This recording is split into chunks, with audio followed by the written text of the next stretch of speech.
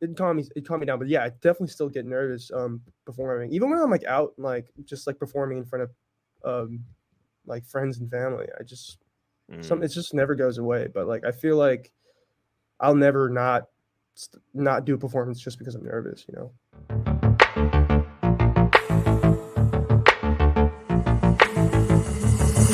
Topia tonight.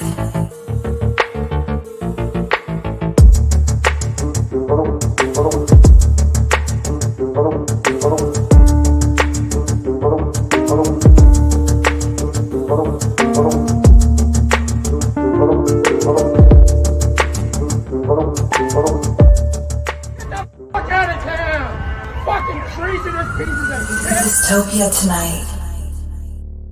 Got it. Hey guys, What's going on, man? How are you, man? I'm good. I'm good. How are you guys? Good. Doing well, man. Doing well. Yeah. Nice. Nice. How's Good the to new hear. album coming along, man? Oh, it's coming on great. Actually, I finished it Mm-hmm. not too long ago, like a month ago. Nice. It's been a journey. It was like a 3.5 month process with my co-collaborator who goes by the name Pink Blanket. That's awesome, dude. Were you able to? Yeah. I mean, were you able to actually get together, or was it not so much? Oh no, he's actually one of my bestest friends out here in Oh. LA. So he would come over every day to my apartment, and we just work in the studio right here where I'm at Nice, man. every day. So really convenient. That's pretty great. Oh, good. So the pandemic didn't fuck you up too much? With the pandemic, I mean, like he actually moved here not too long ago, like 6 months ago. So I've known Oh, him okay. for like 2 years, and he Mhm. lived in Indiana during the pandemic, and he came back out here to LA 6 months ago, and we linked up, made some music. Didn't really click as much. Then we went on Mhm. tour together, and then kind of merged our genres together. He was really into hyper pop and a lot of other stuff, like different stuff that I listened to, and I introduced him to acoustic stuff and rock stuff, and we kind of like got both of those genres together and made the EP together. Nice. So it's great. It's That's crazy fucking because you had such a transition from Yeah, a very different type of music into more of like almost like the EDM, right? Like yeah. genre, which is cool. It was a something that I didn't expect, but kind of came naturally. I didn't really have a specific goal in mind when I was making the EP. All I knew was I wanted to make something really loud and brash and like kind of just figure it Nice. out. And Yeah. then it was just track by track, demo by demo. We'd kind of sift through ideas and kind of found a vibe. I mean, like caught a vibe like midway through. So Mm. we were like, let's Yeah. rock with this. We're fucking with this, so let's do this. And great. kind of just it's kind of how it came about. That's awesome. What kind of were you always like a musical kid? Like, were you always into music and singing? That was your passion when you were younger? Yeah, my dad actually, I had a dadager growing up. My dad was a big fan of music. He was a musician back in the Philippines and kind of Nice. introduced me to music um, through his own interests. I never got to play sports as a kid because he always encouraged me to play other instruments and like be in bands growing Oh, up. So wow. yeah, kind of grew up listening to music, like different types of bands, and my mom was really into singer songwriters. My brother was into like R&B. So it's just a variety of music that I grew up on. So What were the people that influenced you the most? now or like back No, then? then, like, what was your process like? It was mostly like I was really leaning towards like it was a weird thing because like the people I was growing up around like were really into hip hop and R&B, and my brother obviously like influenced me to like that music. So I was doing more of that stuff back in the day, and my dad was always just like it was just a weird juxtaposition because during the weekends I was playing rock music, 80s music for like in a cover band for like people who I didn't even know, and on SoundCloud I'd post like R&B covers for people in high school. It was just Nice. this weird. I didn't really know what I was doing back then, but I knew that I wanted to be a producer. Didn't know then that I wanted to be a songwriter, but I was definitely like pirating Logic and getting on the DAW Yeah. and like just figuring it all out. But yeah, it was my biggest influences probably had to be like Chris Brown back then, and Oh, okay. a bunch of like older 70s rock bands like Pink Floyd and Dire Straits, like Oh, man. all those. Oh, Yeah, Dire Straits, yeah. man. We just had Pick Withers on with us. Oh, that's fucking Jeff amazing. from Dire. Yeah, Yeah, yeah. He's Yeah. Yeah, fuck and he's with them. coming They're back. really- He's coming back on again, dude. He's coming back on the 19th Oh, of cool. April. He's a cool guy. Are they still running? Are they touring? He's doing solo stuff. I know Dire Straits is, but he's doing some stuff on his own, I believe. Oh, amazing. Yeah, That's yeah. great. So he left, but he's still, you know, I mean, he's still fucking awesome. Yeah, But yeah, I love It's Dire great. Straits too. It's crazy. So yeah, it was just literally like a variety of music that I grew up on. Like my mom listened to Nora Jones, and like Oh, nice. it That's was good to just have kinda- that. Yeah, I mean, I love Nora Jones. I mean, like Yeah. when I first put out my artist project, it was more on the acoustic songwriter side, which is what I was kind of leaning towards in that moment of time. But I kind of realized soon afterwards, like a year after into my career, that I didn't want to stick with one genre, that I wanted to like keep going and Sure. evolving as an artist, and like realizing that I can make a different sound, because I was kind of scared to like color outside the lines and like just be like a kind of like multifaceted artist when I How did your in my fan heart, I base know I am. like? How did your fan base react to it? Because it was definitely like it's a leap, but did they travel with you on it, or were they, did anybody give you any resistance? That was one thing that I kind of was really skeptical about. And like there's some comments where like I'll read that like people really love it, like that's majority of the comments, and like people are just like get the vibe. Some people are like kind of slower and like Mm. they're like, oh, we want like this acoustic stuff back. And like I get really frustrated, to be honest, when I hear or see those comments, because but then again, like I always feel like I'm 10 steps ahead of myself. Like I'm always listening to Right. this music, and like all this music that I've made already, like none of my fans have heard yet. It's gonna release in probably a year or never. And when they do finally release, I'm like in a totally different zone, moment of time, and my fans are trying to catch up. So I try to give a little bit of leeway for that. And I just like I'm trying to be patient with it. I feel like people who get it, and I think the main goal is to have more traction with other fans who don't. I mean, other people who don't listen to my music and who like come across like a single like nobody listens to me, and like fuck with the rock stuff, and like just kind of like gravitate towards different people. So that's kind of our goal right now. Was it cool to have the SoundCloud? I mean, because I don't think SoundCloud was around when I was in. Now I'm going to be the older, but like when I was in high school. So like, but I mean, that had to be fucking awesome to already start with somewhat of a fan base. Did you feel like you started with like a heavy fan base? I felt like I was in my high school. I feel like I was like kind of the shit. Yeah. It was kind of, no, that's fucking awesome, dude. We didn't. I mean, was that the time. Like nobody really knew me around like outside of San Francisco, but like people knew that like in my high school that I was a singer guy. Oh, that was kind great. of like what I was known for. I never played any sports, so everybody was like, "Oh, look, the quarterback," and then like, and there's the star tennis player and the star like the golfers who were just doing it just to fuck around, and then there was me that there was just like making covers on SoundCloud, and like there was not many musicians back in my high school, so it was really hard for me to like find my group, so I kind of just floated around. Yeah, that's awesome, dude. Yeah, I mean, I always think about that, like if I had started with a YouTube page, maybe when I was in fucking high school, how it would have gone, or like, I know a couple people who had like huge followings. That's the other thing too, is like, now anybody that's younger now that's doing something in their high school, you automatically start out with your entire high school class following you. So everybody gets like 10K followers, based on the size of their high school. Like, can I go to this high school? Like, why? Like, it's so far away. Well, they have like a really high number, and I need to get my Instagram up there if I'm ever going to be famous after senior year. So you're the right size, John. You could go apply now. I could go back, man. If I shaved all this shit down, there you go. I would do that in a heartbeat. I'm the right size to start in middle school, man. I could pass. I don't know about you guys, but I'll never go back to high school. No, me neither. High school was like fucking brutal for me. I was like always felt like I was I feel like I have imposter syndrome now sometimes, but like back then I was definitely the biggest imposter that could be. Yeah, we all talk about imposter syndrome. It doesn't matter how old you are on this pod. Like every guest we've had on, whether they're a huge star or not. Yeah, it is. It fucks you up. And especially when you're in high school, there's different levels of it too, because it's sad to think that you're an imposter as a teenager. Like you haven't even lived yet. And you're like, man, I am a fraud. I don't even like, there's nothing in this Trapper Keeper. I don't even. Yeah. No, I meant like as a person. I mean, I feel like when I was a freshman, I was just figuring it all out, and I was like Sure. just a completely different person. Um, Sophomore year, like figured out that I didn't want to have bad grades anymore. That I was just like fucking around like for no reason. Like the people I was hanging around with, like I've been like, it's crazy to think back then. Like I was just like I'm young still, but like when I was Of back course. then, I just like felt super not put together. Yeah, But yeah. I No, feel I that's mean, no one. everybody.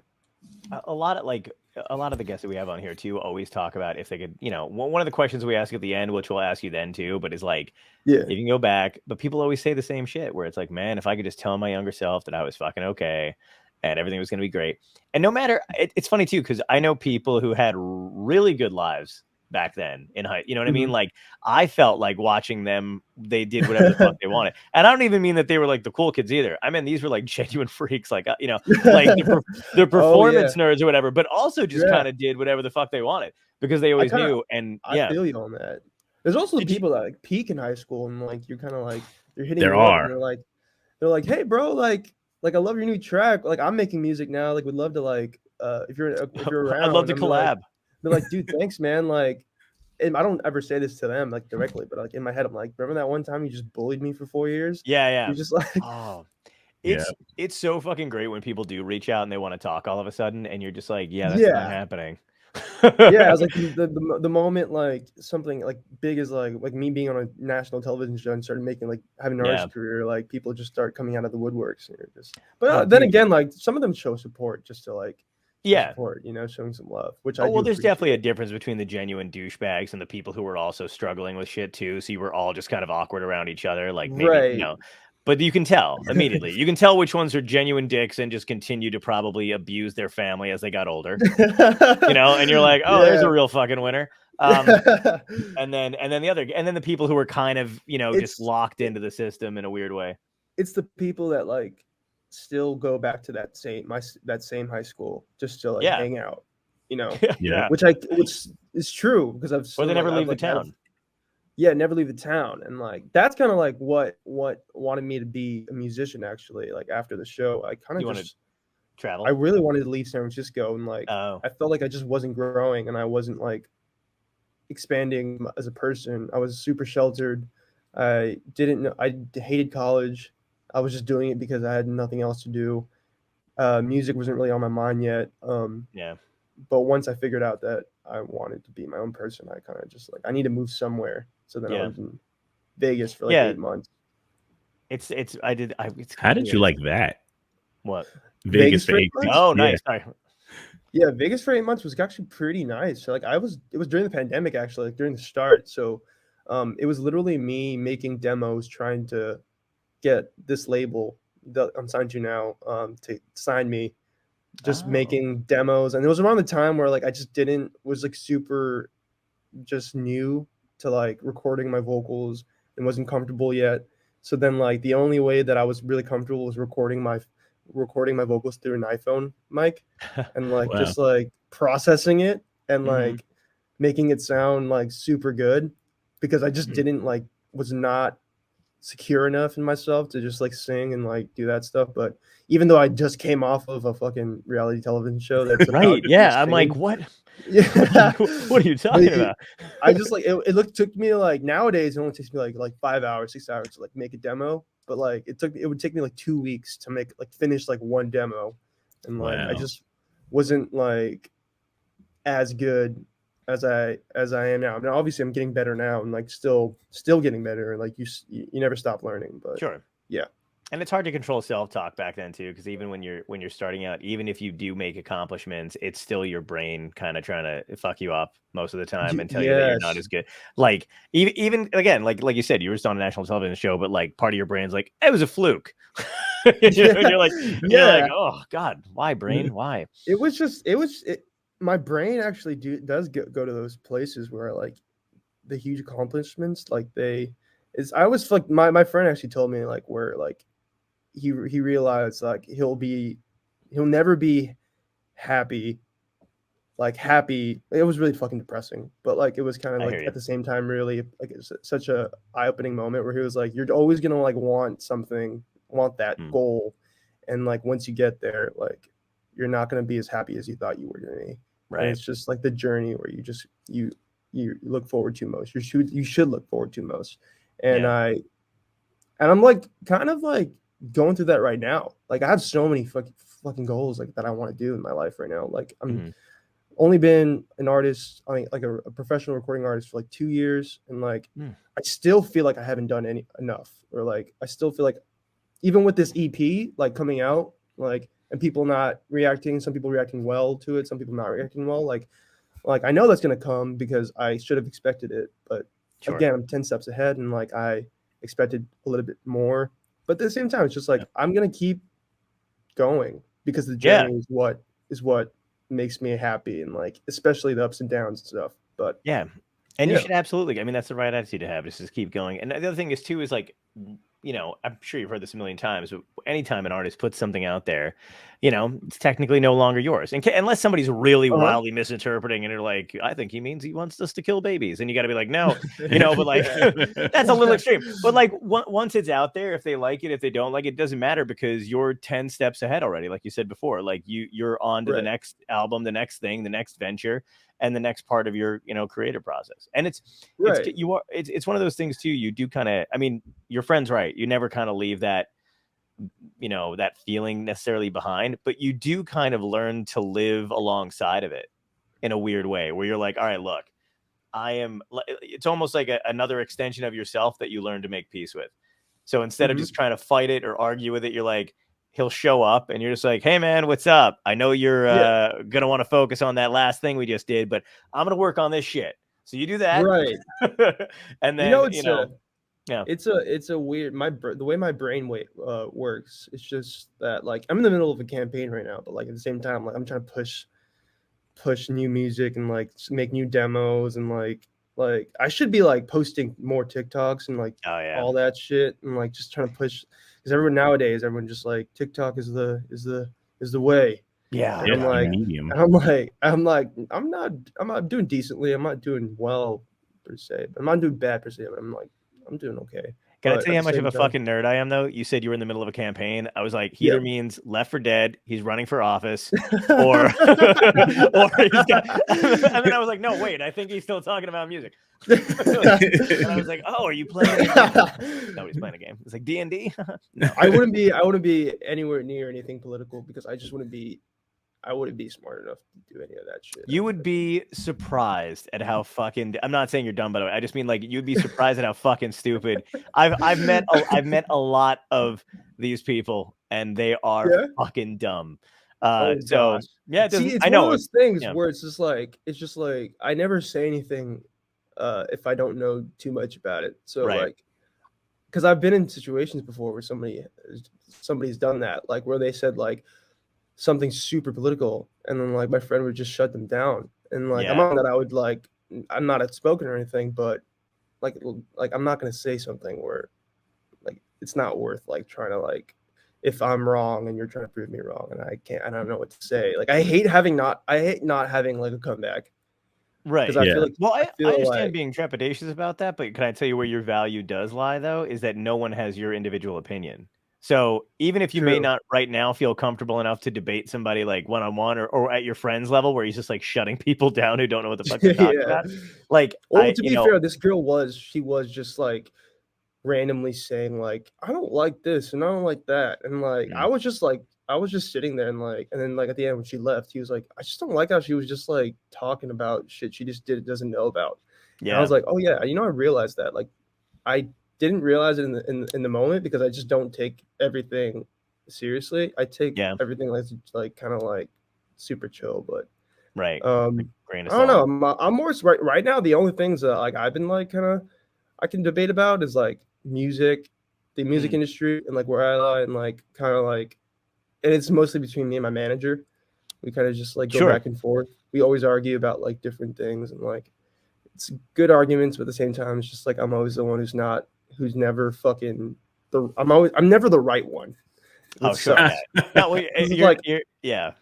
It's just like I feel like I always walk into these conversations thinking that I'm gonna like, even if with the valid points that I have, and sometimes she'll give it to me, but also at the same time, like I always leave like super frustrated and just like what the fuck. you know. Yeah. But Over like yeah. what direction you want to go? Like over like No, nothing creative actually. It's more so just like Business today decision? I just asked her like, "Hey, I want to do more like just like soft show tickets, like soft ticket shows." And like Mm. she was like, "Yeah, I got you." And like, it's like I just want I want to do more. Like I know our agent said that they're working on some stuff, but like at the same time like I just need to play some music. And then she kept going on with like, "Well, you see like it's not up to them, like I have to ask them though." And then like it's just like it goes to this back and forth banter, and then like, "Well, can you just do it?" And she's like, "Yeah, I'll get to it." She's a great manager, but at the same time, it's just like I feel like I want to do more. I'm always 10 steps ahead. I I feel hear like you. I always need to do more. And do Yeah, you and prefer being on stage or do you prefer being in the studio? I prefer I actually had this conversation yesterday. Um, I actually like when I was on tour, I don't work on music at all because I'm just like having fun. I grew up literally live performing like all my life, just being behind a drum set and like performing in front of people. Like I've had people literally tell me like I'm not scared of people telling me that I suck because I've literally like played in different restaurants where like the drum kit was literally in front of them while they were eating dinner at a family dinner, and then they would Yeah. like complain to the manager, they complain to me, and they're like, "You're too fucking loud," and like it's too like your voice is too fucking loud, and you're just like I'm never afraid. Like, I know a lot of people are afraid of like I'm afraid people are gonna think of me, but at the same time, like I love performing regardless, and Mhm. I feel like ever since becoming a producer and an artist, it depends on what I'm doing most. So when I was on tour for like 2 months, I did just that, and it was just like solely living off like just on the stage and just like, having a blast over there. And then when I was off tour, I went straight to my studio, and ever since then, I've just been in my studio. So I haven't played a live show since like last year. Oh So wow. Wow. so yeah, it just like whenever I'm doing it. So but like I'm actually playing a show, doing numerous things actually at the end of the month because I'm gonna travel out of the states for the first time ever. Never been out of the Nice, man. states to do something. But Yeah, and you yeah, said you are Filipino and you're heading over to yeah, the Philippines, right? yeah. The common misconception is just like people think that I was like ever since I was even when I was on the show, people would make Wikipedia pages about me, and like you have no control over that. You have literally no control. People will just like literally take stuff out of their ass and like just label you. Yeah. And Mhm. like I'm a Filipino American, but also at the same time, like I wasn't born in the Philippines. But the common misconception is people think that I'm born in the Philippines, and I'm not. I've never Right. been there. It's my first time here. My first time actually, um, next this at the end of the month. So Oh I'm wow. actually really flipping excited to like learn about my culture a little bit more and like see where my parents came from and like not just have the food, cook the food and Yeah. Although the food's yeah, delicious. Yeah. it's so good. I love My it. uncle's I wife is cook from it the all the time. Philippines, and Wait, my your uncle's wife is? wife is from the Philippines. Oh, My uncle's wife is from the Philippines, and oh, she's just amazing. yeah, Yeah. good. I've heard so many great things about it. I mean, like Yeah, I'm super excited. Like the people over there, like we're gonna take beautiful. you to Boracay, the beach. We're Oh, gonna nice. They were just tempting me with a good time, and I'm like, it's like obviously work stuff, but also like some like party stuff. Yeah, And, like I will never turn down like a great time, like especially in the Philippines. Like, come on. yeah. Do you So have a basically an idea of what you're gonna be doing musically out there? yeah, actually, I got hit up. The main thing of why I'm actually going there, and then there's stuff added afterwards, is actually they're doing a Miss Philippines pageant to Oh, like nice. pick the winner. Who the winner is going to be competing in the Miss Universe thing, which is Better like than you. it's Yeah. kind of cool. Like I get when I heard about it, I was like, that's cool. And they told me, can I sing for it? And I was like, cool. And then they like had couple conversations, and then like during our third chat with my manager came up to me like, they want you to. So yeah, you said you're singing for the Philippines, yeah, but they want you to sing this original song. And I was like, oh god. And then he was like, no, they said that their team of writers wrote this, and like I'm not bashing it. It's good, it's decent, Yeah, I know, but it's not but you. It's not what you would do with it. it Yeah. was like this '90s. Sorry, I should not be talking about it in a shitty way. It's so, dude. It's fine. With this, dude, go for it. It's a good song. I feel like, but it wasn't my style. I'll just put it No, I that hear way. you. And I This like is just kind last of minute was like, sorry, go ahead. No. I was gonna say this is good. This is insight into people. I mean, like, Yeah, you know, absolutely. you're Oh, you're yeah. basically talking about, you know, Right. the shit. If anybody's younger watching and they want to get into music, stuff like that, you're gonna have to do something. Maybe you're gonna have to sing a song you Yeah. might not You like. know That might not be, you know, you know. Jeff Basker actually, like, I watched a documentary of him, and, like, he's the 2 things he said was, like, "No one to say no," and, "To never give up," and, like, I said no at first, and then, like, I was like, let's just, like, record something really quickly," and then, like, I recorded a song with my friend, like, in, like 5 hours, and sent it back, and they were like, "Oh, we don't actually really like this." Yeah. And then I was like, "Okay, well, I'm not gonna do it." So, and then they came back and they were like, we listened to it again, and, like, we actually like it." So, like, I'm doing that. So I'm gonna be singing a couple songs over there, and then doing some more, like, some press stuff, and, like, it's actually pretty cool. I love them. They, like, the team over there is so dope. Like, I was on the Zoom with them. They're like, "We're gonna do all these things. You're gonna come there, and you're gonna, like, do a press conference." I've never done a press conference before, so it's just like, Oh what? shit, man, that's gonna be nuts. It's, like, so cool, and I get to meet these models. These, like, Yeah. really cool models. My friends are really excited. So Yeah, it's I'm just sure your friends are. Can I tell you how angry I got when you told me that was your gig as a comedian? Like, there's no Yeah. modeling competitions in fucking Scranton, Pennsylvania. You know what I mean? Like, so, like, Yeah. like, you know, you're like, oh, you know, I got a gig out in the Philippines, or I'm, you know, judging models and singing to some Miss Universe shit. Yeah, we don't get those gigs. I don't No? get no comedians. There's What no- John is no- trying to there's no- say is that if you need an opener, he's there. Yeah, Oh, hell yeah. I'm just Man, saying, there's man, no it'll there's be no fun. Miss Scranton? There's no Miss Scranton? There's a Miss Scranton, but she's crazy and she throws cats and And works at Dunder Mifflin. What? yeah, Oh, she's yeah. nuts. Oh, yeah. Yeah, the off you She's have the a- office though. I mean, it's Yeah, not we do it's have- not filmed I'm not recorded in there, but Pennsylvania, by the way. I use Pennsylvania to shit on because I think Pennsylvania is a hole in the ground. Oh, It's, yeah, yeah, it's great. I'm oh shit, sorry. I'm actually happy that you said that. It's actually like it's funny because I've never been like anywhere. I mean, the only place that I've been where I was like, I don't think I don't think I would ever want to be here ever again was Mhm. like Ohio. Oh, never dude, been fuck in- Ohio. I'm right there with you. You know, I've been, yeah. I went there for tour, and I had a show over there, and 3 things around me were happening at the same time as my show, Mm. and like 3 big things. Like it was a big college baseball or soccer stadium Wow. right next to me, and there was a game. It was like one of the last games of the season, and then there's a 21 Pilots show Wow. right down the street, Holy shit. and then there was just like this big strip of bars and shit. Mhm. And there was my show in the middle. And so like it was like my lowest selling show. I'd like and it doesn't matter to me, ticket sales don't matter to me, but like at the same time it was just like it was a beautiful city, Cleveland, really small, but like I just sorry, what was that? Cleveland or Dayton or It was Columbus. Columbus. Okay, that was gonna be Yeah. my third. Cleveland, Columbus. Yeah. Yeah. I just like it I could have not. I would not come back there. I feel like No.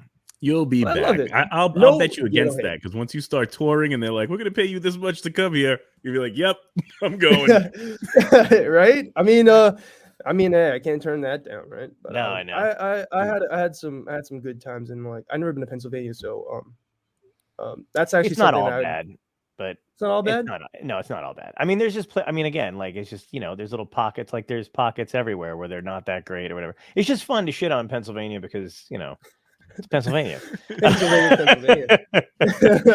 You know, it just is, but they know it. It's just it's great being from California though, being born and raised, because like everybody has this like idea that California is like super, and I agree, because like actually that actually ties into Ohio, because I was in Ohio and it was really flipping cold, and Oh, like yeah. it was really like what I was telling that story, and like I've been away from California for like a week or two, and like I was like missing California, and Yeah. like Really? how sunny it was and how nice it was. And I like, because people who are from the Midwest who move here, like all my friends are like some of my friends from New York, they're like, oh my God, I love California so much.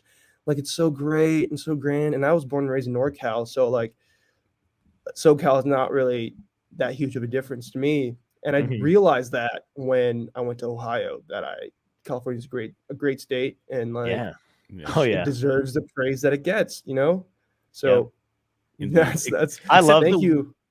I was gonna Thank say, you, except the Ohio, weird for thing where the bridge disappears, like the Golden Gate will completely get covered by fog, and you can't yes. even see it. Yeah. That blew my mind when I was out there. It's actually funny how it's. I always thought about this, but like it's actually funny how it's called the Golden Gate, but it's like red as fuck.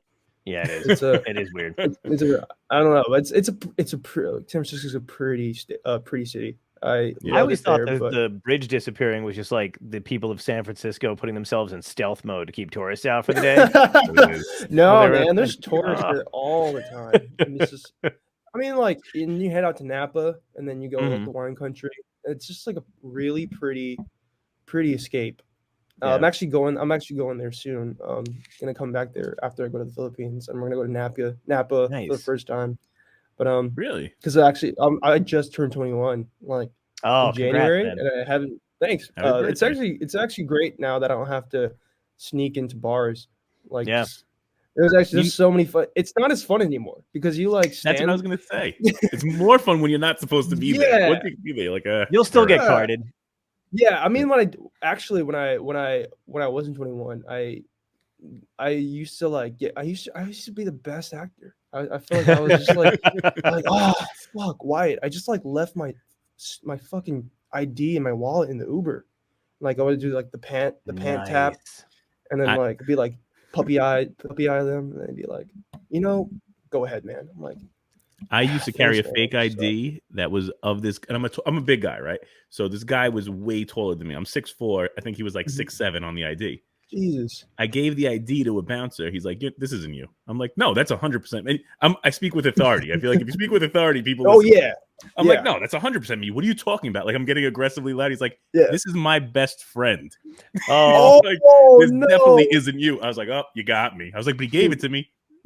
What are That's the hilarious. odds? What are the odds, man? Oh, yeah. man, This is my the world. best friend. That's Yeah, great. Got me.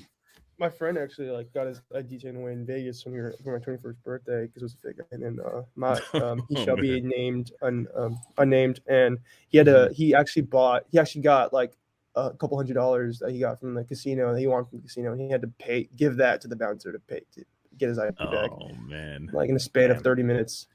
But yeah, I never had That's a a fake good ID. I time. just try to charm my way through it.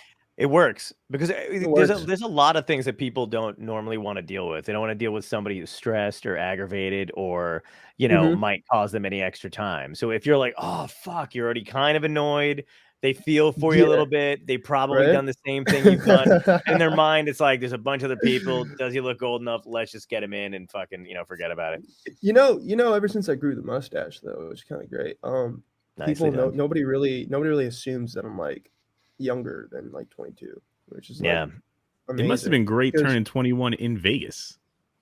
Oh Like, yeah, that's no, that's a actually, party. I was already living in LA. I actually like moved. I just went to Vegas with my friends, took a road trip, had some good times. Just like Yeah. had a great time for a 21st birthday. Yeah. But I remember not being able to get into a place. I was of age, but the license was expired and I didn't get the new one yet. what? And then they were like, You you know what's you can't come in. And I was like, I'm like, these are sad eyes. Like these are dead eyes Yeah. because I'm no longer 21. Like I'm old enough to get Exactly. in. Yeah. But they were like, oh, That I actually can't be-" sucks. Like when your license expired, that you can't get in. It's obviously you, Yeah. So like, Meanwhile, there's 18-year-olds walking by me. I'm like, the fuck? right. You know what I mean?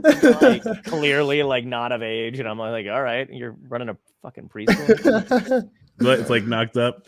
Yeah. Yeah. Your old friend, your pregnant friend. Yeah, exactly. Take your pregnant ass. You should know better.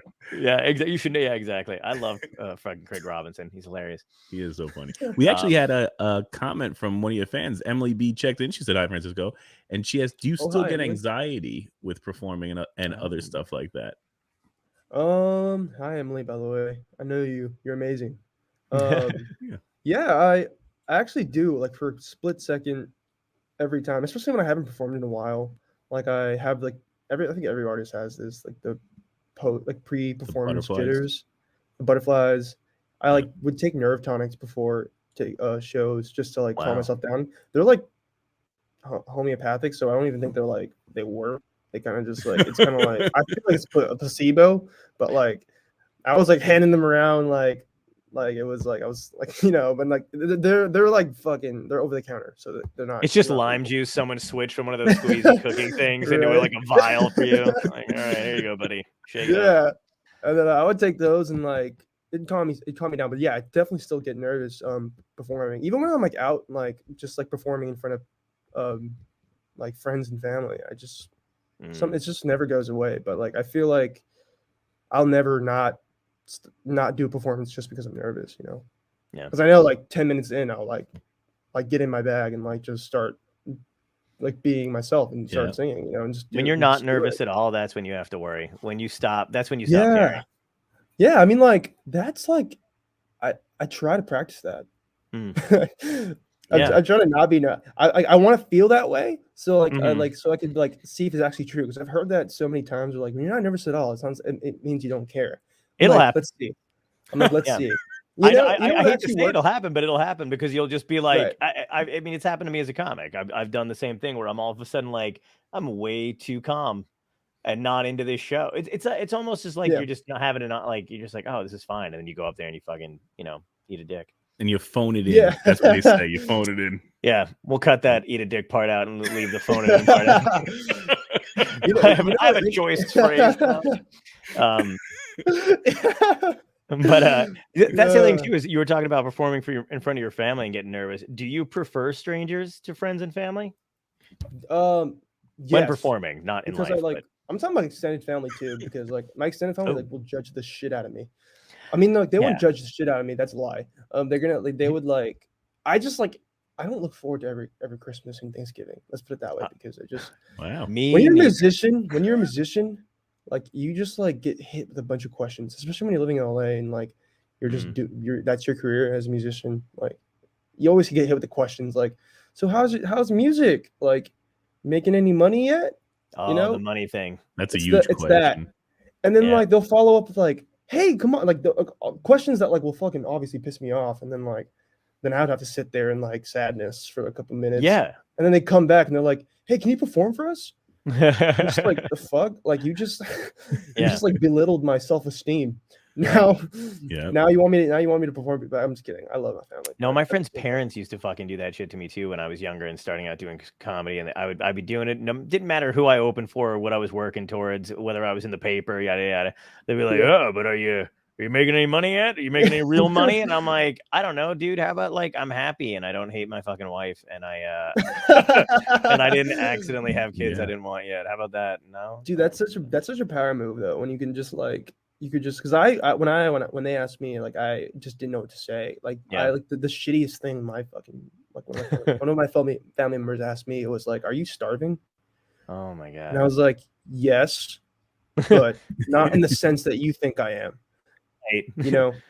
I love that your family will ask you those questions and then not fucking help when they I'm like, is this leading to somewhere? Do you guys have like a truck full of food for me for my apartment and air mattress that I'm living out of, or like, and then they're like, no, we just want to know.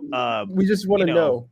Yeah, we just want to know if you're doing poorly, and that way we can. It's just like the stereotypical questions that like, dude, like I'm living my life. I'm having a great time in LA. Yeah. Like I could have worked a 9-to-5 job, but I didn't want to. Like, same. I could have been in exactly. Like you guys can all relate. Like it's just like I could have worked in a cubicle. I was in college, like I was studying pre-law to be a lawyer, but I didn't want to do that shit. Yeah. Like I was just trying to one up my brother. He's a nurse. So it's just that was like all I was trying to do. Like I had nothing in life to like tell me. I had nobody telling me that like you should do music.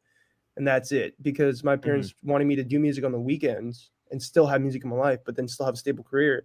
It's not until I got was potentially going to get signed and like went off the show that I was like, like I want to do this as a career. Yeah. And like that's when I was like made the move, and like here I am, and I'm happy with where I am. Like so, I just feel like when people ask you that stuff, it's just like self-reflection of it's a reflection of their own insecurities.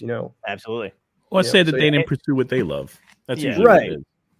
And what's crazy is it's not even that. Like the thing that I always find like remarkable is like when they ask you like, oh, you couldn't have done whatever anybody else is doing, and you're like, you mean shut my brain off and fucking type for hours or like Yes. do like whatever? Yeah. Like, yeah, of Yeah. course I could have done. You know what I mean? Like anybody could do that shit. Like try doing, the other thing for a while. You wouldn't be able to. It's ridiculous. Yeah, it's the most disappointing thing too when like you're putting out your heart and effort into art, and like like I feel like it's very contradictory because I feel like everybody who does ask those questions to musicians and people artists like art is important, Yep. and like a lot of people it's a big like it's consumed every single day, music, art, like pictures, video, like movies, like all that stuff wouldn't be possible if people didn't want to like if people wanted to like didn't want to fucking do it, like they would have just like worked 9 to 5 jobs. But at the same time, like some people have different callings, some people have other callings, and like I just feel like everybody has an equal balance of what they want to be, and like if you wanted to become a unicorn, you could have become a unicorn. You did. I didn't see you going in that direction. I'm not gonna lie to you. Yeah, I'm a very unhinged dude sometimes when I want to be. Ever since I got a puppy, though, I've just been super mellow.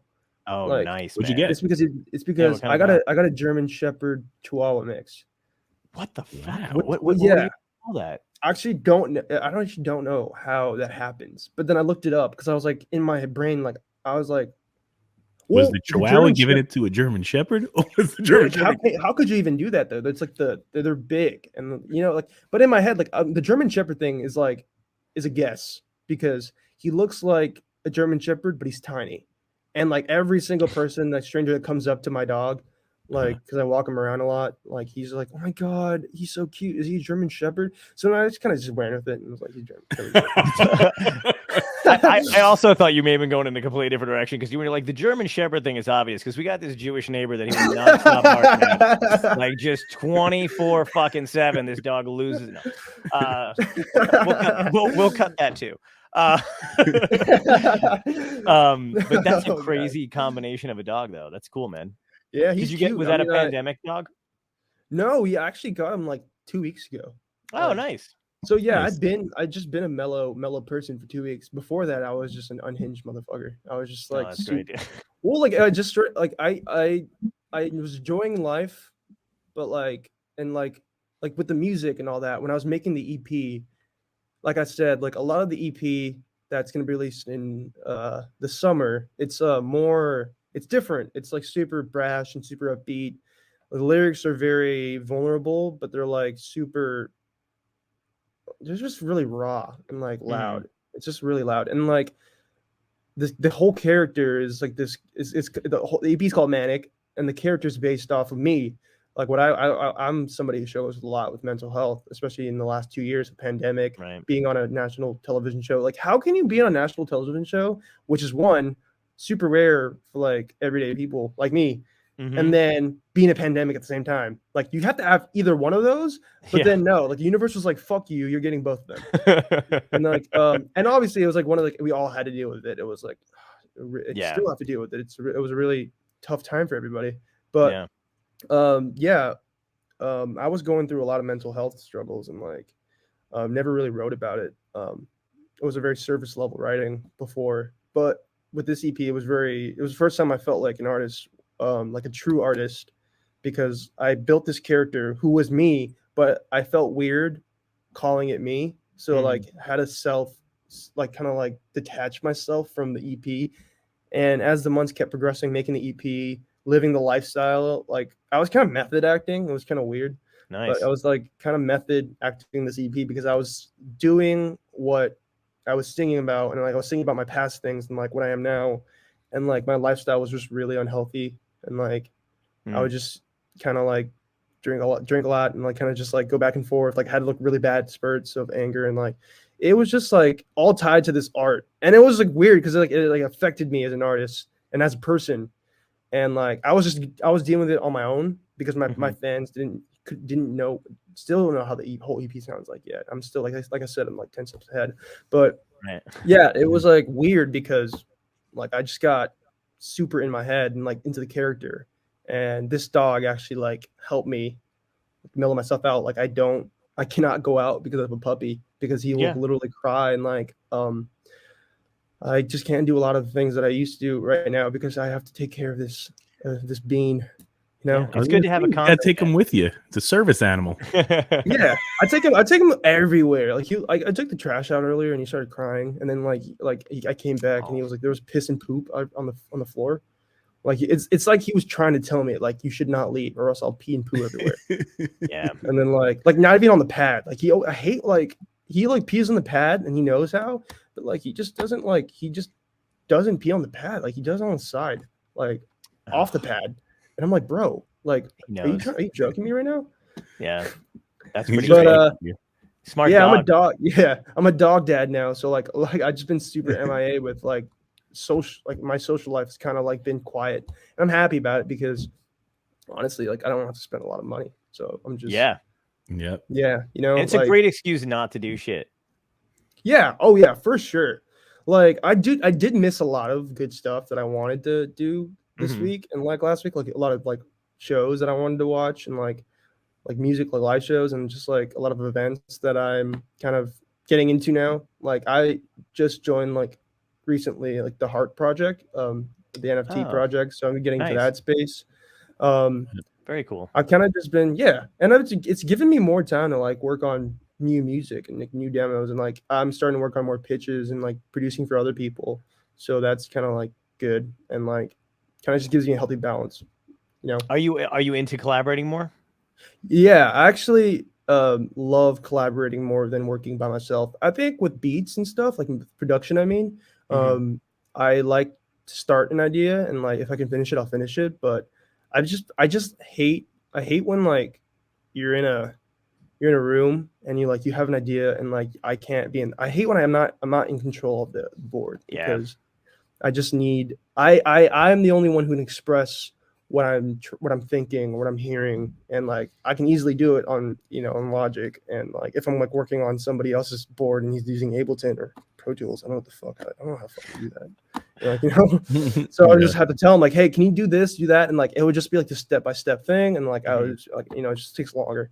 But I do love collaborating with like songwriting. Like I've been working heavily with my friend Pink Blanket, and working on other people's projects. A buddy of mine, Louis Knight, who's also on the season American Idol, working on his new EP. So yeah, just starting to get into that field of stuff and like doing some pitches for other people to pick up. So yeah, Mhm. I'm doing all that. It's What was great. the American Idol experience like for you personally? It was personally, I feel like okay, so it's just like this is the first time I'm probably gonna like address this because I just like been feeling super like about it. Mhm.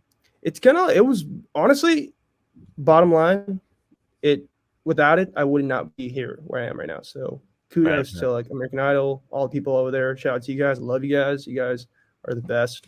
But it was a great experience. I feel like until COVID happened Mm. and I had to like play from my house essentially. Like I never got to Right. see the live stage and stuff like that. It was a weird experience. And then like that's when I started realizing that like it was like I in the moment I wasn't like hating it, but Mhm. now that I look back on it, like I used to get so envious of like other past seasons and seasons after us because like they got the full package. Experience. But then Right. yeah, it's like the full experience. And then I got over that, and then I started to realize that like all right, I'm on this mountain. Like when you're on Idol, you always I tell like the artists on the season on the seasons that are on the seasons this all the time. Like I'm like you always feel like you're on a mountain top when you're on Idol. Mhm. Like you shoot up. You're on live television. Like there's millions and millions of viewers who watch that. You Yeah. shoot up to this mountaintop and you're there, and like you're steady. Your numbers are increasing. Everything's increasing. You almost feel like you're like invincible.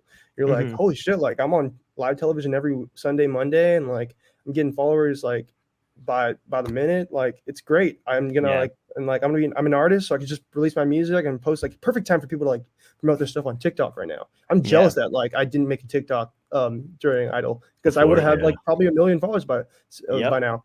But yeah, so I tell people like you're on a mountain, and then like this happens to everybody. It happens to everybody. I'm not just saying bullshit. So this like happens to everybody. You're on a mountain, and then you kind of step like when you're off the show, you fall off, and you gotta like climb off. You gotta climb back out. You gotta climb back up, and it's You're in an a even harder valley. journey. Yeah, it's an even harder journey to climb back because you lost all the traction. You got to build it back. You know. Yeah. So that's one thing that I want people to know, because like you gotta really push. If you really believe in yourself as an artist, you really gotta push yourself and like believe in yourself and keep going, because I'm trucking 2 years right now and I'm still climbing the mountain, and I still have a lot to do and a lot to learn, and like that's one big learning thing that I learned from that. But overall, without the experience, I would not be here now. The only thing that I regret is kind of like I kind of hate how like back then I was like I was like I said, I was going through a mental health thing. So like I was really anxious and nervous all the time. So like that season of me like being on live television, people just assumed all the time that I was like this soft-spoken, really quiet, nervous, awkward dude. Yeah. But I wasn't, like I really wasn't. I was like, obviously there's cameras shoved in my face. Yeah.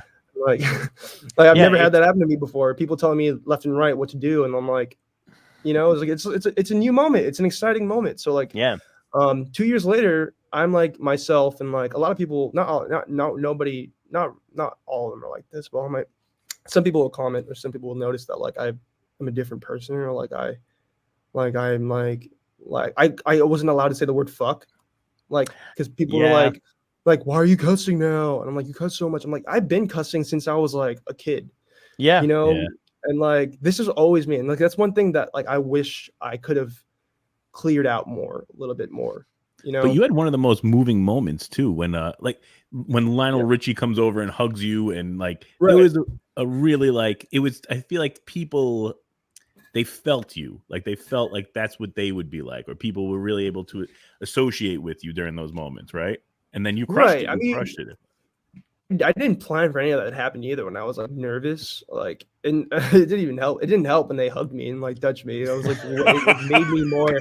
That made me more like nervous. Like, I was like, fuck. Now I have to fucking like sing good, because now they're gonna be disappointed if I fucking suck. I'm so fucking glad you just said that live on it, because it's one of those things that I think people don't realize, that the producers and guy, I mean, I'm sure Lionel, meant well and all that other shit too. But the thing is like what they're definitely betting on is that they can make that moment and look like their touch and they're easing you. Because if you do well, it works out for everybody. It just doesn't work out for you. Right. If you don't do well, they just don't fucking show, they're like, you still fucking. Or it becomes it becomes one of those like stories where it's like, you're up, and then you're down. And like come back next year, tell that type of story. But it's so funny when you recognize that like people who've been in the industry longer than you have, no matter what the field is, are trying to create that moment, because it doesn't really fucking mean like it's very for sure.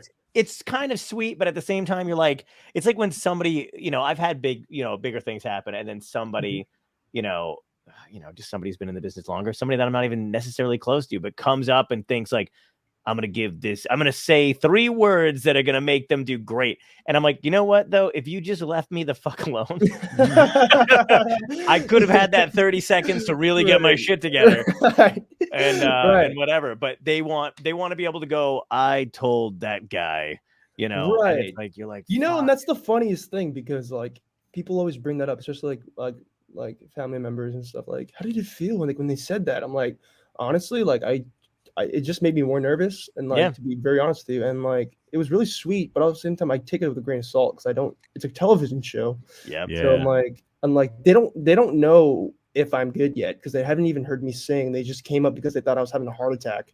I'm like, exactly. And you know what the craziest thing is? I think those moments would mean more because everybody, whether you're a singer, a comedian, a magician, magician, but like whatever. I'm just kidding. I like magicians. I was like Bodex, but when but like everybody, eats it once in a while on stage. You know what I mean? Everybody bombs. Everybody sucks. Everybody has an off night. It means so much more if somebody you admired came up to you after that and was like, dude, you're still fucking great. I could see what you were doing up there. I get it. They don't do that. They let you think you just ruined everything. But but right before they'll do it, right before they don't know if you're gonna suck, and they're like, Right. this guy's got it. And I'm like, don't say that shit to me because you don't know. Exactly. Yeah. I mean, like, it's like if you got like a bad tattoo and then like you're kind of like, or a bad haircut, and then like Yeah. you kind of just like your barber's like, dude, it looks great, right? And you're like, yeah, it looks great, and like you're like, dude, it's amazing. And then you walk on, you're like, fucking hate this thing. Yeah.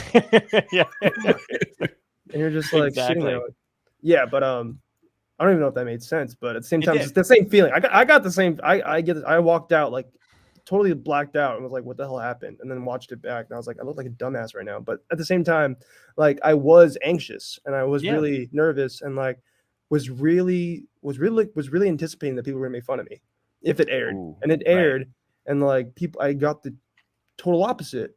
And that's when I realized a lot of people are, struggling with the same thing, with anxiety and all that stuff. And like it made me really aware of mental awareness, like, and like just Yeah. super like pushing that and like supporting that, because that's something a lot of people don't talk about. And when you have somebody like me coming on a television show and like singing a song for like three big stars, sorry, I like that came out really cringy to me. Three big like Influences big, in the industry. influencers and singers, and like especially like Lionel Richie, he's amazing. Yes. He's a legend. Yeah. But I get yeah, like it's nerve wracking, and like Yeah, of course. like there's people out there who can do it, and people out there who can't. It's Like, like, and just, like- it's like, people who just don't test well when they're in school. People who are really smart, but then you get that fucking exam. It's exam day. And they're Yeah. like, you have from 1 to 3 to knock this out of the park, and you're like, not gonna happen. Yeah, You know? you're just kind of like that would be me, honestly. I'm just like kind of Yeah. I was one of those people, but yeah, I mean, I'm always a big advocate for like mental health and mental awareness, but mental health Same. awareness. But yeah, so Yeah. that's what kind of like I feel like it's great that people gravitated towards that, and like people resonated with that and could resonate with me. And now you have a So, whole yeah. new community. Exactly. Yeah. I'm actually with the Continuance Foundation. My agent actually runs it, and Oh. they support mental health for musicians, which is Very great. nice. That And is like great. shout out Daniel from UTA. You're great for starting up that foundation. It's a dope thing, because like got me into therapy and all that stuff, and like it really helped, and it's therapy for musicians, like so they understand what you're going through. Because like when you're a musician, like sometimes therapists like regular therapists will like just like it's just harder to understand a musician's Absolutely. life, because like I feel like a lot of people don't recognize how hard it is to actually be like to believe in yourself as a musician. So like you constantly have to like defeat all odds against yourself. Sure. Like kind of like you're your own you're your biggest critic, dude. And like it's just kind of like you gotta like fucking put that in check, because it's gonna eat you alive, and it's eaten me alive before. So Yeah, I hear you. Yeah. Do you know Patty Lynn from Wind in the Wave? do not. I think she has another program that she was telling us about. She was on the show about a year ago when we started. They're a great band. Nice. But same kind of thing, because one of my friends passed away. She's a musician and a singer out in LA. We grew up together when we were kids, and it's one of those people that could pick up any instrument and play it like that. And she wound up, passing away, but she same kind of thing, where like if she had the health insurance, if our government wasn't the way it was, if she could have gotten the help that she needed when she needed it, for all this kind of shit. And my friends and I were trying to talk about, like, is there something for specific artists to go to, because we were like, we should create something. And then I found out that I just didn't know about yours, the one you just mentioned before. But the Continuance Foundation. Continuance Foundation, that is beautiful to me, that there's something like that out there, because there really isn't anything. We performers do have specific experiences and needs, I think, that sometimes are not covered by a regular doctor. Well, yeah, of course. I mean, like you were saying, it's not easy to put yourself out there and to put your art out there, and like be the forefront of your own business, because it's a build. It's a slow build, and I'm still slowly building. And then like it takes a lot of courage to just even like put yourself out there on social media and like present yourself in such a way without feeling like, I mean, confidently. It's just like it took Yeah. me a while to do that. I was never on social media like a year ago because I was just like just super. I hated numbers. I hated like if to know if like my stuff was doing well or not. Like it brought me it like shat on my day. You know. One of the So biggest things I like that they changed was that you can hide the like count. oh my god, I do that now. I do it too all the time. I don't give a fuck. Yes. I mean, much to my agent's chagrin, I guess, that I do, because they want to see the numbers and they want to do it. I don't give a fuck anymore. I would much rather, there's certain, I mean, I think reels and like something else on there, you can't hide the numbers. So like they I don't know, whatever bullshit reason they have for that, I think it's just reels. I have stories and posts. is it okay? Good. Yeah. Oh, cool. Yeah. Stories and Okay, posts so then it's just reels. Sweet. Yeah. I used to like hide my thumb on the put my thumb on the number. Oh, because I didn't want to drink a coffee. I would just be drinking coffee and like want to throw it across the fucking the wall. If I like, it would just shadow my day. It's just not cool. It's not good energy. Yeah, it totally is, and it's weird. I don't even like to. I'm so glad they even broke up the sections of your DMs too, because now it's just requests. I never look at requests ever.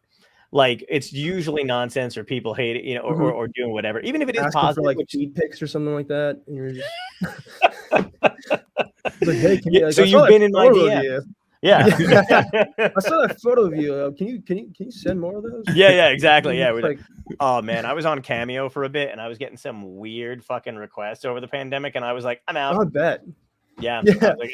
Because at first it was like, hey, can you wear the blah blah blah that you had on the other day? And I was just like, what? And I was like, all right, I get like, and then it started getting weirder and weirder. And I was actually gonna start something like that for like people who wanted to like send like messages, or like want me to send messages to like happy birthdays or like something like that, or videos.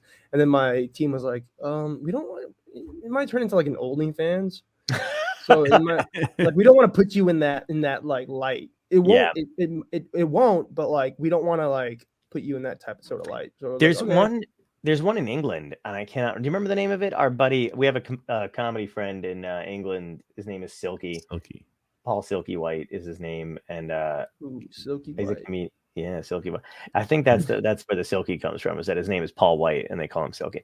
But he's a very funny comedian, musician, and everything. And but there's something in the UK that's like gig something, or I don't know what it is. Very cool, man. It's like he's got his page where his dates where he's going to be, and a donation button and like some merch, and that's basically all it is. And people, I think you can leave friendly comments or something like that, or whatever it is. But it's so much better than OnlyFans, because you don't have to pay to get to the actual site, but you can kind of donate if you want to, or whatever. Oh, that's interesting. What website is that? It's a UK. What do you remember what it is, Tom? Give me 1 second. I'm pulling it up for you. I'm just got oh, Francisco left us. I'm back. I'm here. Okay.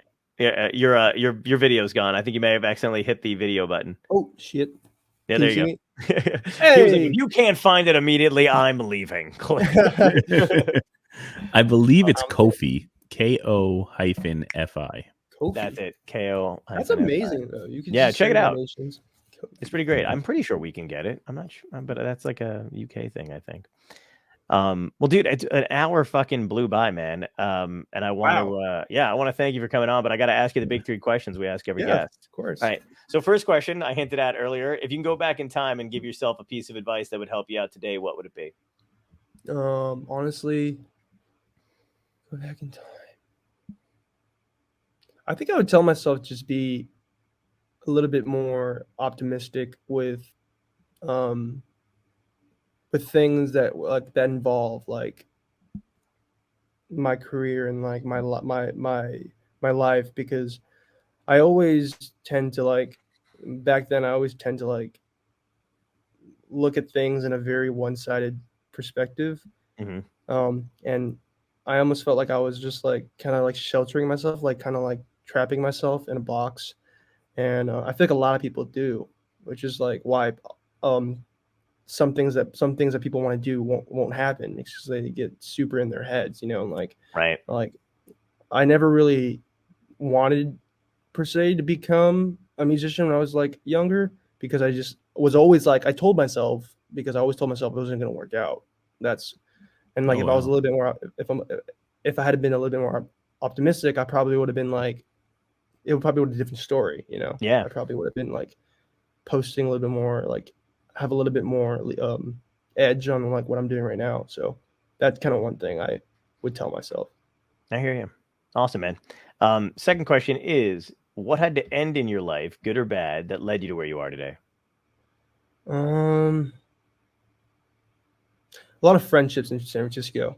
I like when I left my town, like I stopped talking to a lot of my friends, my bestest friends since kindergarten, like a lot of my family members too. It's just Wow. kind of just kind of went off the grid, and then like it was a super eye-opening thing for me because I felt like so like again I felt so trapped in like San Francisco. I just wanted to be my own person, and I Yeah. felt like I was getting suffocated by a lot of the things that I grew up on, and it felt right to like kind of like leave all that behind. It sounds super cliche. I like left my city behind, but like it's true. No, it's awesome you had the, I mean, at that age to have the wherewithal to go, I need to be able to do this for myself or I'm not gonna be able to do my art. That's like a huge Right. thing. And it's weird now because I look back on it and I only really talk to like one of my best friends that I reconnected actually, and like he's in Riverside right now and like in college, like living a totally different life than I am. And we talk and like it's a weird balance because like he talks about his stuff and I talk about my stuff, and like if it hadn't been for like me moving out and like me pursuing this like and like leaving it all behind, like just solely focusing on myself, being selfish, like I probably would not be where I am with my music or nor with my career, and I probably would have been stuck in like in a vortex of some sort.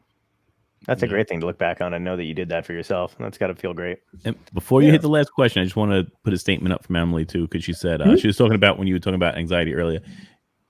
Seeing you go through the same thing and then you sometimes talk about it means a lot. It's really hard to push through the negative thoughts sometimes. Really hard to Thanks, push them Emily. away. Right? Yeah, I mean, like when you I just feel like I love when people talk about mental health and like what they've gone through and stuff. Sometimes I feel like people say it and don't really mean it. You know, Right. like I've gone through a lot. Like it's just like when you say I've been gone through a lot of mental health struggles, like it could be taken in a sort of surface level way because like, who else? Like you know who everybody goes through shit. I hate when people say like well everybody goes through it, you know, and Right. like. And it makes you it belittles your what you're going through, and it sucks because it's just like it makes you feel it makes me feel like I'm like a self-centered prick, like because I'm like Right. well, okay, like I gotta like everybody's going through it, so I guess I gotta not it's just like everybody's allowed to feel a certain way, and like there's help out there. There's like like I said, the Continuous Foundation. There's therapy. A lot of people are opposed to therapy. A lot of people aren't. And, I support it. And I think it's a great way to like get out your feelings and stuff, and like medication. I'm on medication right now. Like I'm very Nice, man. happy with what I'm taking because it's like leveled out my brain. That's great. Yeah, as long as you're working on it, you're not like sitting there and like sulking, and like as long as you're working on it, you're doing okay. Absolutely. So, thanks, That's Emily. good, man. Yeah, great comment. I got to send you. I did a short film a few years before the pandemic hit. It was supposed to go to. It was going to go somewhere, but anyway, it was on Amazon Prime for a little bit, and it's called Dup It. And I just did this short film about mental health, where the main character in the film is kind of followed around by this little puppet that looks like him, and it's just his worst fears and all that other shit. And but I'll send you a private link for it. I think 'cause I don't know if it's available anymore on Amazon, but it was for a little bit, and I'll DM it to you. Please do. I'd love to watch that. It's really fun. I think you would really get into it. I'm telling you, we're gonna make a series of that because I feel like I'd love everybody to. that we have on, like, okay, so his puppet, a Duppet, is like a depression puppet for him, right? So it was his depression following him. Yeah. And somebody else, like say you were on the show, you would have anxiety following you around. Right. And yes, I love that. Yeah. It's weird. It almost feels like because like it almost feels like when I get into those types of scenarios where I don't feel well mentally, I almost feel like I'm not myself. It feels like I'm getting like controlled by something else, and like it just that's a very cool concept. Thanks, I love man. that. Yeah.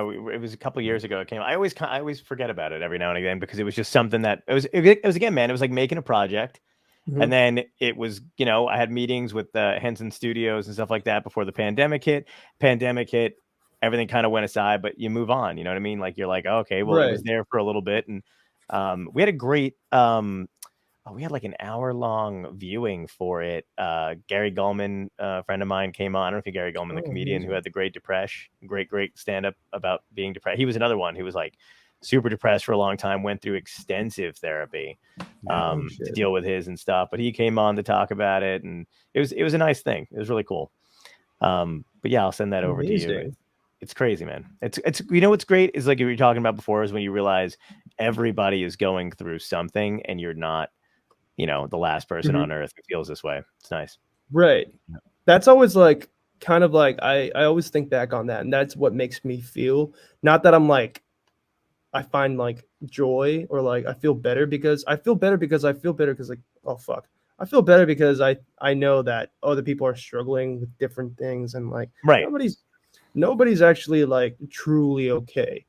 You Right. know, Yeah. it's just like there's always gonna be something, Mhm. and like I'm not saying we're all fucking depressed as fuck, Right. but I almost feel like at certain times we're all fucking depressed as fuck. You know, Absolutely. And it's always kind of right there. When I was a kid, man, those are the guys, you know, and whatever, any kind of performer that I always, you know, kind of drew to. Like if I liked somebody, you know, for their singing or for their comedy or whatever the hell it was. And Mhm. then when I dug a little deeper and found out more about them and found that they were like also kind of fucked up in a certain way or, you know, Uh-huh. dealing with some trauma or some shit. And then in spite of that, they were fucking amazing and Right. doing these creative things. I like them even more. I'd be like, oh my God, that's so great because that means Yes. that if I'm going through shit, I can also still make cool stuff. There was this it was this cool thing. I actually watched a documentary of Nick Drake. Oh, Um, yes. he was a I've real seen it. yeah, he was struggling through a lot of depression too. Like Absolutely. It's a the great same documentary. yeah, it's a phenomenal documentary. It definitely inspired. That's one of the things where I like realized um then that like a lot of artists even back then like were going through stuff like that with Yeah. like Yeah. you know, and it's even harder nowadays where like um with like a lot of like the internet's like a big part of like it's Yeah. like the like TikTok and all those apps and like stuff like that pushing your music. It's not like the consumerism of music is bigger than ever, I feel like. Yes. And I It's overwhelming sometimes. it's yeah, and like there's like 60,000 songs that get published a day on Yep. Spotify. Like what the fuck? And some of them like most like more often than not, majority of them are just like random stuff, Yeah. you know? Exactly. And like how can you compete with that? I mean, It's it's a I was it's a just talking to weird Tom thing. about this the other day because I literally just started posting stand-up clips again on Mhm. Instagram and on the reels and stuff like that. And I had fought doing that for the longest time because I also one of those people that like I feel like just come out and see me live. I'm not really worried about like constantly posting and putting shit up there. And also don't Mhm. really want to burn through material and all this shit. And then I Right. was like, but I was scrolling through it and I'm like, what would be the point? Every fucking other clip is a comedian. And Mhm. it's like, you know, I mean, there's no secret that we're all out there the same as musicians and stuff like that too. But like Right. it was one of those things where I was like, even the ones that are just starting out, just because of how easy it is to post a clip, post their Mhm. clips. Right. So it's all just to, you know, it doesn't matter if you're really good or if you're really whatever. If something Uh-huh. hits, it hits. So I was like, what would be the point? Why do I want to throw in there? But the thing is like, you know, I kind of just started doing it because I was like, yeah, but I'll Oh still yeah, for find sure. my niche or still find like, you know, people find me and then they'll Yes. stick with me and then It's that's it. It doesn't matter what, you know. it's more you miss I mean I feel like if you don't post like you miss a lot of the opportunities or the shots that you didn't take. You know, Yeah. Yeah. it's something that's like the name of the game or like even now like on TikTok I just started posting more and like being a little bit more personal and more like just like having fun with it, you know. But before that it was Mhm. just more music stuff. But like I don't know, it's just like I'm learning a lot more about myself online than than I ever thought I'd know, you know, because it's just Sure. crazy. It's just a crazy thing that like I like numbers and like stuff like that and all these things like being an artist nowadays, especially like after the time after like, coming out of pandemic, it's it's crazy that I'm still here today, like doing the same exact thing because Yeah. I'm trying to tell Mhm. myself like to just be a little bit more optimistic, like I said, and like I love doing these I love doing this job, and like this is what I want to do, Sure. like until I die. So It's a great it's place to be, man. Great place to feel. As long as you Yeah. know that and keep that in mind, I think you can survive almost anything, you know, even the Mhm. numbers on fucking social media. right. Yeah. it Granted, doesn't I matter. don't. Granted, I still don't look at them, but it's Don't. okay. I totally fucking get it, man. I try not to do that kind of shit too. Even like doing that, like I love doing the podcast, and I'm happy, we're doing whatever. And Tom handled the back end, the numbers thing. We'll have conversations about it where, And I follow everything. Yeah. and I will like I'll be with it for a little bit when he's doing number shit with me, and then after a while I'm like, I'm out. Yeah. Like, Yeah. I don't want to You know know. what? I guess It's if it's. we're I have my friend does exactly that after me, and sometimes he'll like we hit like 15,000 plays like in like 2 days. I'm like, fuck you. Why the fuck would you say that? yeah, I know, right? Because It's just for like the most he's part, like, like that's is it just amazing. I'm like, that is amazing, but also at the same time, like I just don't like right? logistics like don't mesh well with me, even though I have to. I Sure. have to Yep. mesh with them, and like Yeah, it just sucks. It's like the music business. The music business is like 80% business, and like no 90% business and 10% art. absolutely. Yeah. It's the same with I mean, when I Which used to is go like for ironic. gigs, yeah. Yeah, it's ironic When I used to because go of for the club background. owners shit, it would be like, when I, they'd be like, how many followers do you have on Instagram? And I'd be like, well, a lot, but they're not all in fucking Poughkeepsie. So I don't know what you want me to, you know what I mean? Like, Wait, you where know, the hell is Poughkeepsie? New York, New York, upstate New York. upstate New Oh. York. Yeah. I thought you made up. I thought you made up a city or something else. I should have I should have just been like, I just pulled that out of my, it does sound like Poughkeepsie. Yeah, Jesus. Poughkeepsie, man. It's in upstate New York. Nice. Yeah, but that's it, man. It would be like, I don't have I don't have any idea. But it's weird because the business end of it has no artistic background. They have no Yes. vision. They have no idea what the fuck you're doing, and they need a way to quantify everything. But the funny thing Right. is how easily they're kind of manipulated after you've learned it a bit for a while, where you're like, oh, you're all just kind of dumb, but you have money, don't you? Yes. And you're just like, all right, if I can kind of it's kind navigate of funny. It's Yeah. like when the label asks actually my manager told me this, like producers or mixers would like purposely leave out a track just because they'll send it over there and then they'll be like, it's missing something. It's like it needs a little bit because they just want to feel validated that they said Mhm. something. Yeah. And then they're like the producers already know that like, oh yeah, I'll Yes. just they put the track back. They're like, is this what you're talking about? Like exactly, perfect. Yeah. Yeah. It's just so they Absolutely. can have a say. So I went to do a gig and it was, I don't know, some people kind of bought out the room, I guess. And then so the whole literally 10 minutes for the thing, the owner just came out to us and she's just like, listen, don't drop any F-bombs at all. Like don't say fuck. And I was just like, okay. And then I literally just went and did my own thing. And the funny thing is I never use it for a punchline, but I do. It's how I talk naturally. We've been talking this whole time, but it's just I'm from Brooklyn, so that's the whole thing. But so I do this. I knew she wasn't gonna watch. I get off stage. I knew the audience wasn't gonna say anything about it. I get off stage, and she's like, "See what happens when you don't? You would still get loud." And I'm just like. I'm like, yep, you're absolutely right. I didn't do but literally, I would just be up there and be like, fucking, whatever, blah blah blah. And because I just, and it's hilarious because they just want to be right. They just want to be able to say something to you, and if you just fucking say yes and just keep going about your thing, nobody cares. But that's that's what back to the Jeff Baxter thing. Like, no one to say no, which is it's just a great piece of advice. I feel like Absolutely. I hold that nowadays. We're in every decision I make, so it's great. Yeah. And you'll just be fine, usually, at the end of the day. So I'll get to the last question, that way I don't keep you any longer. So Dystopia Tonight is the name of the show. The last question is involving dystopia. It's my favorite question. If this was a genuine dystopia and it was your last day, everybody's last day on Earth, zombies, aliens, comet heading toward the Earth, climate change finally hits, floodwaters, what would be your epic death? How would you want to go out? I think I want to get bitten by a zombie and then all of a sudden somebody's trying to kill me, throws a spear at me, but it misses. No, it hits me, but I'm still alive because I'm trying to eat the guy. And then while I'm running after him, all of a sudden a fucking asteroid just obliterates me. Love it. That's great. No one's Perfect. ever said anything like that before. That's awesome. Yeah, I think that's how I kind of want to go because I actually really love zombies. Yeah, zombies are fucking sick, dude. Me too. Nailed There's it. been a good zombie movie in a while, but Oh yeah, they're all bad, man. I know they are. Yeah. I think the last one I saw, actually, I'm kind of embarrassed to say, was that Zack Snyder piece of shit that was out. Oh, easy. I did all the casino tables on that movie. Got a paycheck there. But did I mention how beautiful the casino tables were? If you guys check out those scenes specifically. Yes, look at them when they're in Vegas. Beautiful. That was the best part of the movie, Vegas. Thank Get you. to the Appreciate Vegas it. part and then shut it off, guys. Yeah. Like, that was great.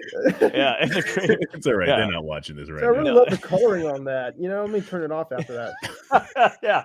Yeah. They were like, oh, let me just quickly sketch it real quick. But yeah, that was like a weird. It Take was a on weird zombies. movie. Because they had robot zombies, and I'm like, dude, those aren't fucking Wait, zombies. Like, I what? don't know what you're. Oh yeah, you didn't hear about that? No. Do you know It what has- movie he's Wait, talking wait, about? what? It's the one where they rob a casino in Vegas. Yeah, It was a huge budget film on Netflix. It What's it came out, I think, called? it's Netflix. This is Uh, embarrassing because I was working on it. Hold on one second. Let me get it. it's called Oh man, it was such a piece of shit. I have it on my thing. But the casino tables were great. Yeah, the casino tables are great. Whatever it was. Yeah. Appreciate it. Got you, It Tom. Army of the Dead. Army of the that's it. Why did that take me so wait, much to get wait, to? wait! I did see. Oh shit! I fucking You did see I it? only watched like 20 minutes of it before I turned it off. So you didn't even get to my casino But table. I'll rewatch it. I'll skip to this casino table. That's it, and that's it. I'll critique the casino tables and hit you back. I'm gonna, and, I'll send you some pictures from like the behind the scenes stuff because we were on set while they were like building. Well, we did a bunch of it, and then they were like putting the zombies here and there, and then the stunt doubles were doing like all the stunts in the. We were all in the room. It was pretty sick. It was an interesting experience Oh, because nice. like you get to see behind the curtain, And I Yeah. dig that. I'm all about that type of stuff.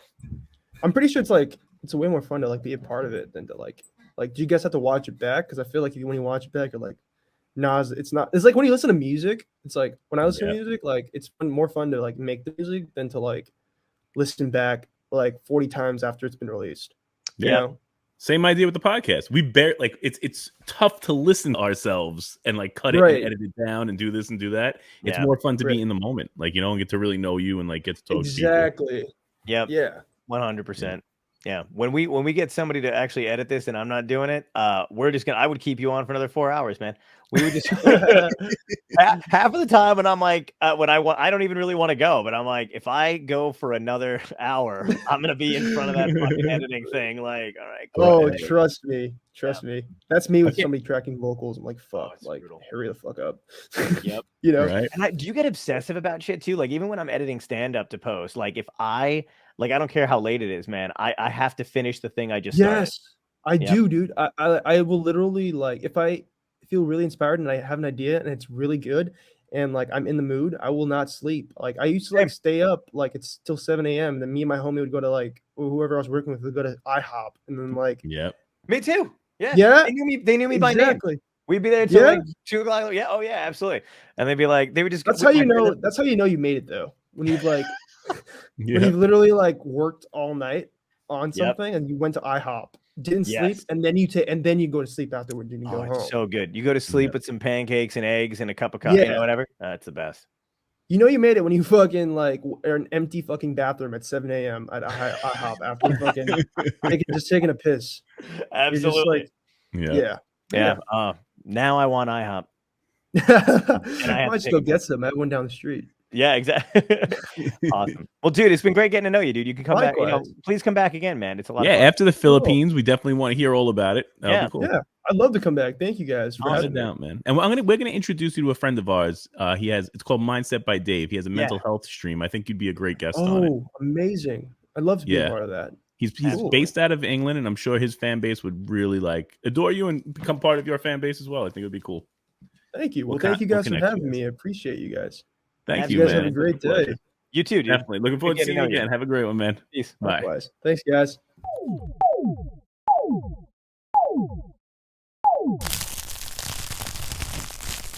Dystopia tonight.